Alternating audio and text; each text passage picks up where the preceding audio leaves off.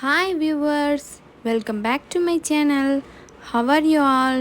Today அரைச்சி விட்ட sambar recipe எப்படி வைக்கிறதுன்னு தான் பார்க்க போகிறோம். வாங்க வீடியோக்குள்ளே போகலாம். சாம்பார் செய்ய தேவையான பொருட்கள் முருங்கைக்காய், முள்ளங்கி, கத்தரிக்காய், சின்ன வெங்காயம், தக்காளி, வெள்ளைப்பூடு, சீரகம், 150 கிராம் துவரம்பருப்பு, கடுகு, வெந்தயம், சீரகம், மிளகு, சோம்பு எல்லாம் நான் எடுத்து வச்சுருக்கேன்.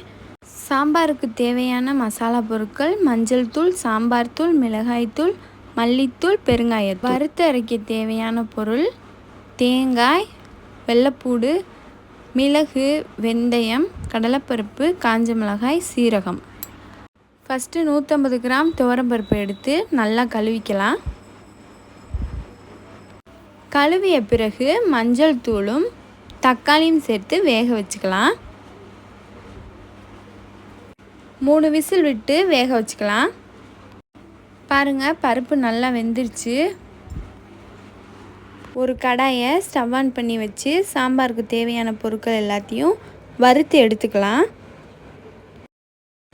வறுத்தாச்சு. இப்போ இந்த பொருட்கள் எல்லாம் எடுத்து ஒரு மிக்ஸி ஜாருக்கு மாற்றி இதை நல்லா ஃபைன் பேஸ்ட்டாக அரைச்சி எடுத்துகிட்டு வந்துடலாம். இதே கடாயில் கட் பண்ணி வச்சுருக்க காய்கறிகளை சேர்த்து வதக்கிக்கலாம். இங்கே நல்லா வதக்கிக்கலாம். முருங்கைக்காய், பச்சை மிளகாயை சேர்த்துக்கலாம். கத்திரிக்காயை சேர்த்துக்கலாம். நான் ஒரு தக்காளியை பருப்பு வேக வைக்கிறப்ப சேர்த்து வேக வச்சுட்டேன். இன்னொரு தக்காளியை இந்த காய்கறி கூட சேர்த்து போட்டு வேக வச்சுக்கலாம். வதக்கின பிறகு தேவையான அளவு உப்பு சேர்த்து வேக வச்ச பருப்பை இது கூட சேர்த்துக்கலாம். தண்ணி சேர்த்து நல்லா கிளறி விட்டுக்கலாம்.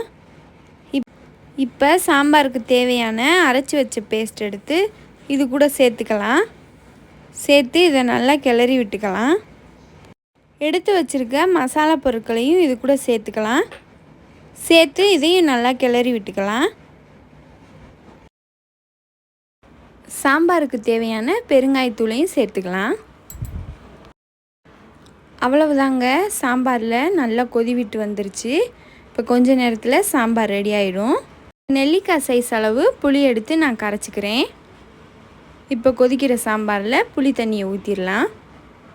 நல்லா ஒரு கொதி வந்த பிறகு சாம்பாரை தாளித்து விட்டுக்கலாம். அவ்வளவுதான், சாம்பாரை தாளிக்கிறதுக்கு சோம்பு, கடுகு, கருவேப்பிலை, கொஞ்சம் பெருங்காயம் சேர்த்து தாளித்து விட்டுக்கலாம். அவ்வளவே தாங்க, ரொம்பவே சூப்பரான, சுவையான, ஈஸியான அரைச்சி விட்ட சாம்பார் ரெடி ஆயிடுச்சு.